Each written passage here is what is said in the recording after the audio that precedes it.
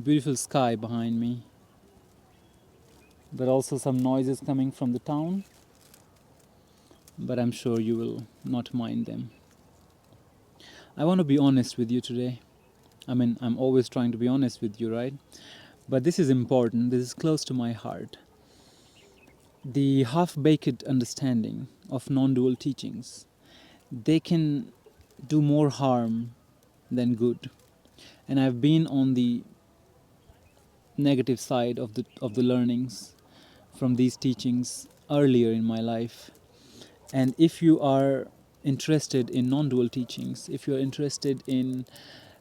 are connected and attracted to the idea of oneness, that everything is just one without the other, and the idea of separate self, that I am separate from the phone, from the tree, from the sky, the idea of separate self is just an illusion created by our sense organs and our mind. If you're interested in this topic, then you should just hold on and listen to me for a bit, because I think it's very important, and I'm sharing this with you like a brother. I care for you, and I know the pitfalls of non-dual teachings. They can feel so dry and dull if we have not understand them, if we have not understood them clearly. So this is the point from where I'm coming. So what happened in my life is that when I got interested in non-dual teachings, I quickly understood that, I mean, rationally it made so much sense that everything is one, that all this might be Maya, illusion, and there is not really a me sitting inside me talking. But this understanding was not fully aligned with my humanity. I became detached in a very dry way. I thought that what's the point of anything?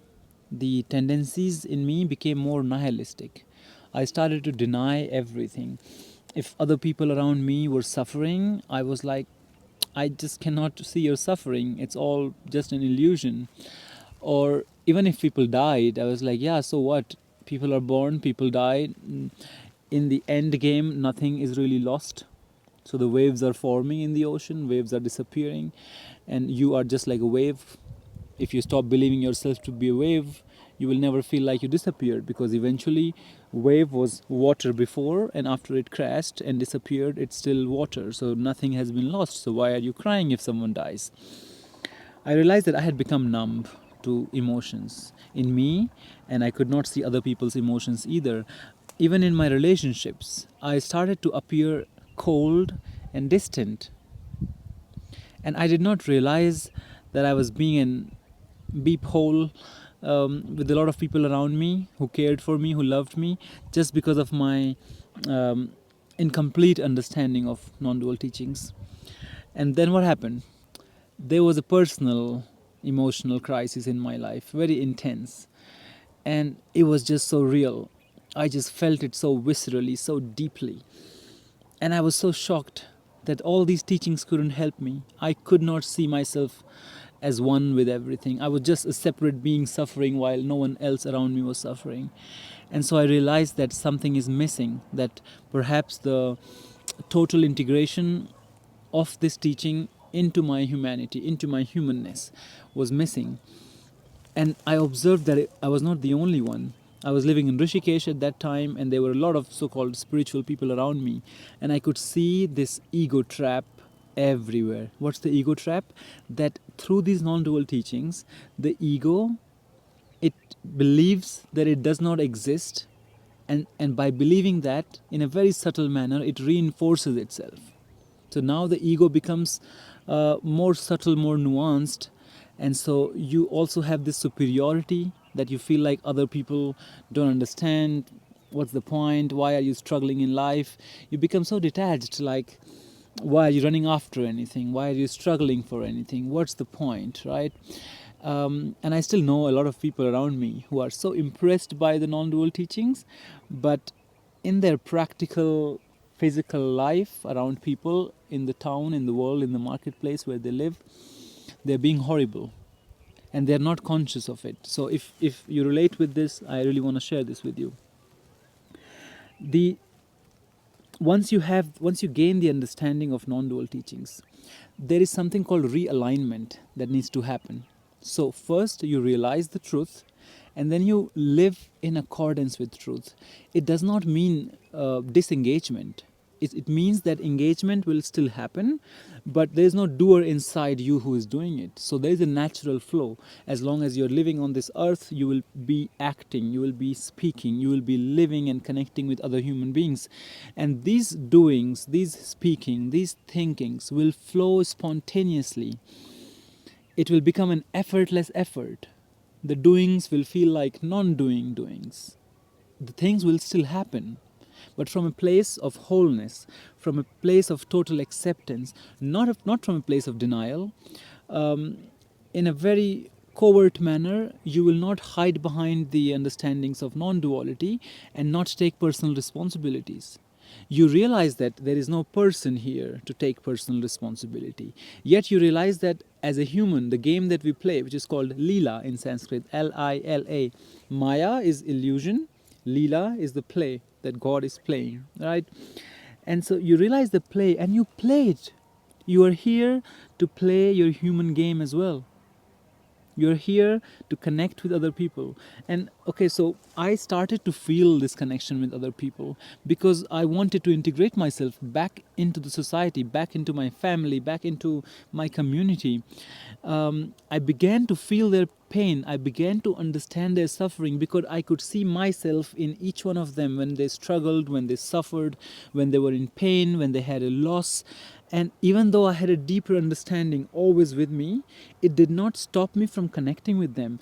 And even though it might sound to you like a paradox, but the ripening of the non-dual teachings started to happen when I was much more connected to people emotionally, when I was not invalidating their living experiences, when I wasn't looking down upon them because they don't know anything about non-dual teachings, when I was not judging them because they were so foolish, or I was so above them because I was so wise and so spiritually realized and all that.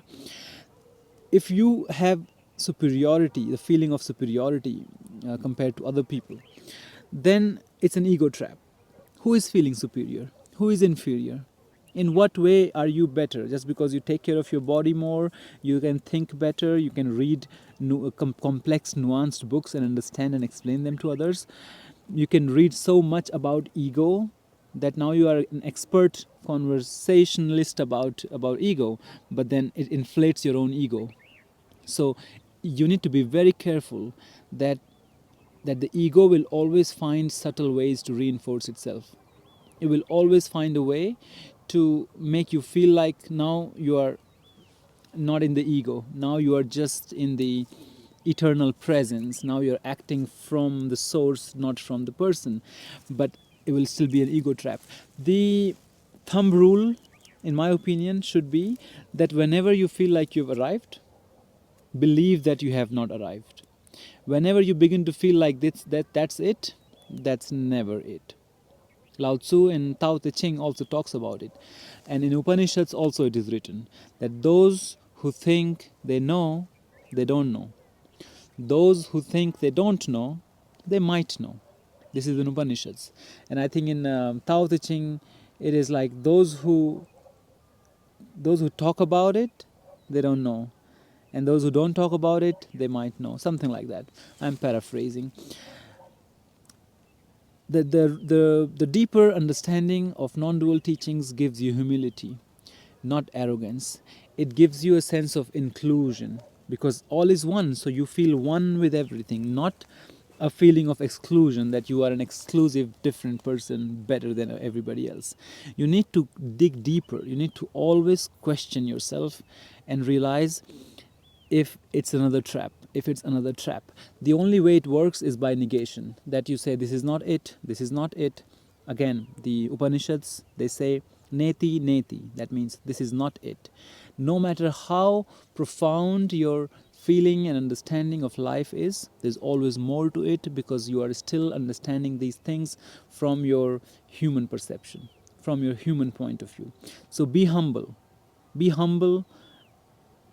foolish, and always be open to learning, always be open to improving and correcting your mistakes. Because a lot of people never get out of this trap. They are just a lot of sages and yogis and monks, and I've met. I know that they have. I can feel it when I talk to them, when I connect with them, that they live in a sense of superiority. They live in a sense of complex in life. And the trap in which they live, because of the clothing they wear, or the way they talk, or the way they keep their hair, or anything, it all feeds their ego in a very subtle manner, And you don't want to hold on to any idea in a way that it feeds your ego. You want to see if you can live with harmony, if you can see yourself in everybody, and everybody in you. All is one, one is all, and at the same time you can play your human role. If you can do that, then you're going in the right way. That's my observation. Because when my heart cracked open, when I was not afraid of connecting with humans and other people around me, I did not have to use my religion or my spirituality as a shield to safeguard myself from society. The real understanding will give you confidence. It will lift your chest up and make you feel like now you can connect with anybody. Now you can talk to anybody, because everything is the same thing. Digging deeper, you find out everything is the same thing. There is no separateness. The separateness is an illusion created by your sense organs and your mind. And when you transcend your sense organs and your mind, you are able to see everything very clearly. But when you act in society, you are still using the sense organs and mind, which are created to exist in duality. So you play the role. That's why it is called a play. Not because it's a game and it's not sincere and that it doesn't matter. Because it is a play. Just like a game of football. You have I don't even know. I don't watch football, but you have, I think, 9 or 11 people on each side. Then you have a goalpost. You have 90 minutes. Then you have 45 minutes, and then second half and all that. You create all these systems to play the game and make it enjoyable. So you create the sense organs, the mind, and all these things around you: nature, buildings, bridges, mountains, sky, clouds, all this, so that you can play. And if you play the game as children play games, you enjoy it and you are sincere. You cry when you have to, you laugh when you have to, you forget easily, you forgive easily. And I think that is the ripened understanding of non-duality. Not that you are some superior being sitting in your high mantle judging everybody. So this is what I wanted to share with you today. And I hope you take my caution sincerely, you see where I'm coming from. I really, really wish the best for you in your journey. I would like you to get to a point where you don't see a difference between spirituality or materiality or anything. Like, all the boundaries get blurred at some point. I want to see that all the terms that we use are just terms. They still divide. And non-duality is not about division. It's about inclusion. It's about coming together. It's a yoga. It's a union. So as long as you're always acting from a place of union, from a place of wholeness, from a place of inclusiveness, and with a lot of humility and a childlike innocence, and you feel light in your being, and you feel just light and relaxed, and even in your struggles and your pains and your sufferings, you just have a very calm acceptance to your pain, to your sicknesses, to your diseases. Maybe death is approaching. Then I think this is what non-dual understanding is. Not the other way, not anything else. If you think differently, if you understand it differently, or if you would like to put it in your words to explain it better than me, or just to add on to what I've said, feel free, reach out in the comment section and enlighten us. Let's grow together, let's learn together, let's raise our consciousness together. Yeah, that's my genuine true wish for all of us. And I would like to show you the town behind me now. Come on, camera. Come on. Yeah, there you go. This is my Champawat in Uttarakhand. Alright, I'll see you then. Take good care of yourselves. I'll see you very soon.